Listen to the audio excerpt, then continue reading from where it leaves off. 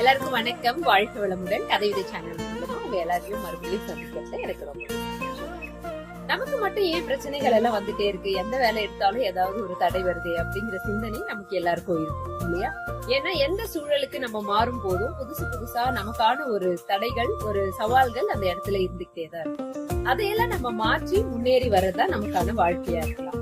ஆனா அந்த தடைகளை சந்திக்கும் போது நமக்கு மிகப்பெரிய பிரச்சனைக்கு முன்னாடி நம்ம நிக்கிற மாதிரி ஒரு உணர்வு இருக்கும் இல்லையா? அதுக்கான ஒரு நிகழ்வு தான் இந்த கதையில நம்ம பார்ப்போம்.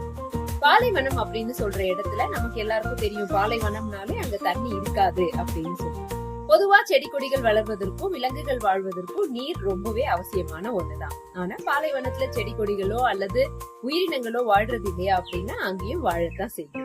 அப்ப அந்த இடத்துல வாழக்கூடிய செடிகள் அதோடைய உடல் அமைப்ப அந்த இடத்துல கிடைக்கக்கூடிய குறைந்த அளவுக்கு தண்ணீருக்கு ஏற்ற மாதிரி அதோடைய அமைப்புகளை மாத்திக்குது.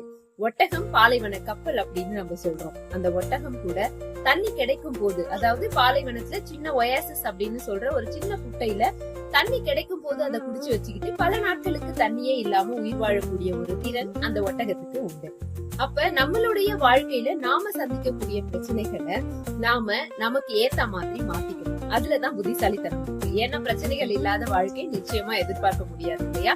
மாற்றங்களுக்கு ஏற்ப நம்மள மாத்திக்கிறதுக்கான ஒரு வார்த்தை தமிழ்ல உண்டு. அது என்ன அப்படின்னா தகவமைப்பு. இருக்கிற மாறுகின்ற சூழலுக்கு ஏத்த மாதிரி நம்ம அமைச்சுக்கிட்டோம் அப்படின்னு சொன்னா அந்த சவால்கள் எல்லாம் பெருசா தெரியாது, சின்னதா மாறிடும். அப்ப நம்மளால அதை ஈஸியா ஃபேஸ் பண்ணிட்டு வெளியே வந்துட முடியும். நம்ம வாழ்க்கையும் வெற்றிகரமான வாழ்க்கையா மாறும். வாழ்க்கை வளமுடன்.